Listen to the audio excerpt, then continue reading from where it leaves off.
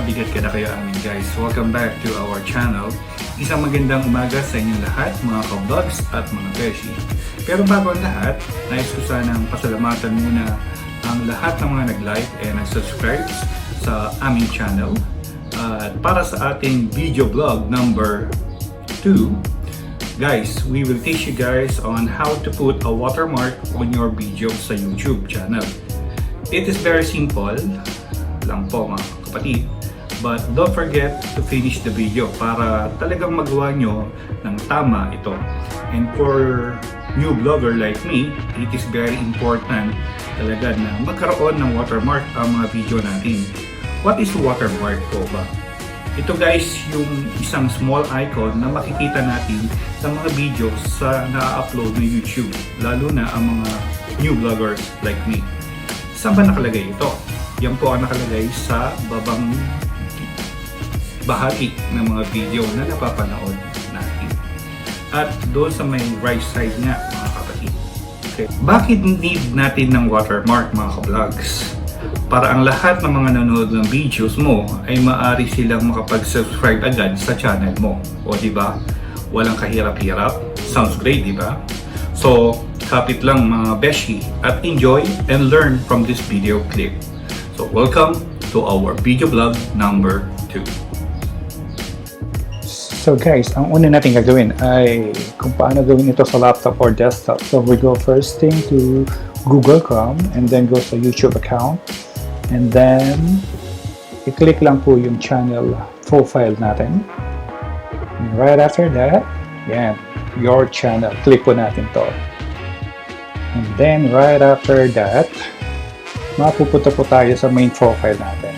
And then, makikita po natin itong YouTube Studio. Click lang po natin ito. Okay.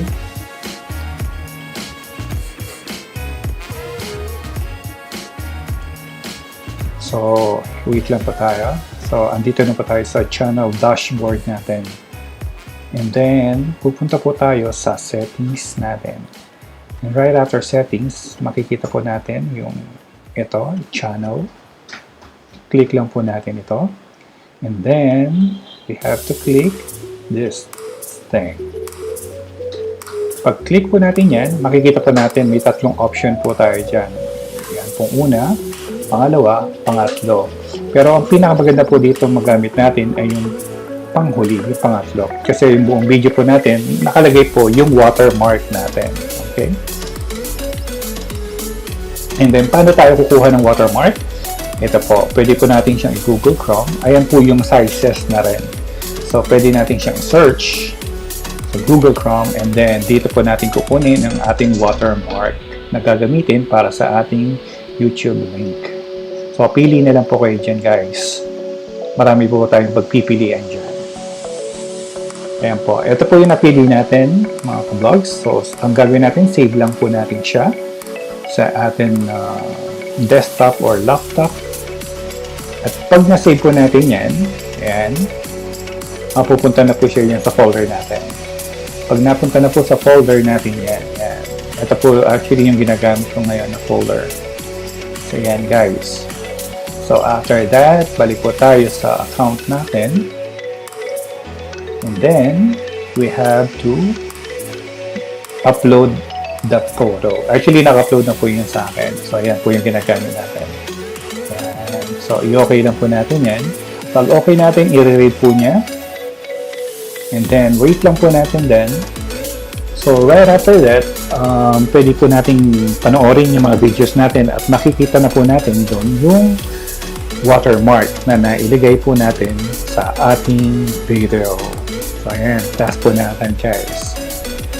So, this is actually my first video vlog. So, ayan, guys. Makikita niyo po yung watermark is nasa baba na po natin. So, every time po na i-click yan ng ating mga subscriber at manonood, automatically, mapupunta po sila sa subscribe button natin. So, ayan, guys. It's so easy to do, right? Tama. Okay guys, right after that, pupunta po tayo sa mobile naman natin. So, first thing and foremost, punta po tayo sa ating account sa YouTube. Pwede po tayo sa Google Chrome or directly sa YouTube account po tayo. So, this is the process. We have to click as well the settings.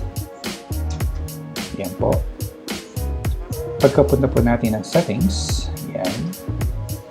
Just follow lang po ito. Very simple. Ayan. Same din po na ginawa natin sa desktop natin. So, ayan po yung options niya. For first, second, and third. Pinipili po natin yung third option niya. Para yung buong video po niya is nakalagay po yung watermark natin. And then, saan po natin yung kukunin? Yan po, makukuha natin sa camera roll natin. So, hahanap din tayo ng picture kung wala pa po tayo ginagamit sa desktop. Pwede po tayong humanap sa phone natin through Google Chrome. Type din po yung tinype natin sa desktop o sa laptop natin kanina.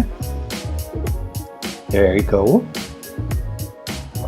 So, easy to do mga ka-vlogs, mga beshi. Ayan, guys. Ayan. Pili lang po tayo ng ilalagay natin. Actually, may napili na po tayo dyan. Ayan po. Para makita din natin. Ayan po, pinili natin. And then, pupunta po yan sa camera roll natin or sa cellphone natin.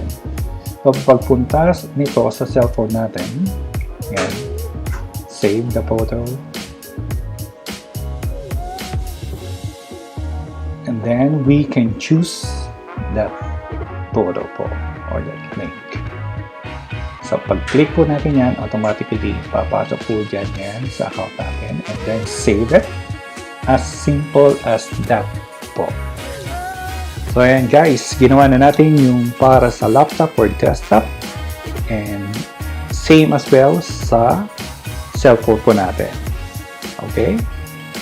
Yan lang po. Simpleng-simple mga ka-vlogs. Okay? Okay, that's it guys. Thank you for watching our vlog number 2. And please don't forget to subscribe and like the share button. And don't forget as well to follow us on Facebook and on Instagram. Bye-bye!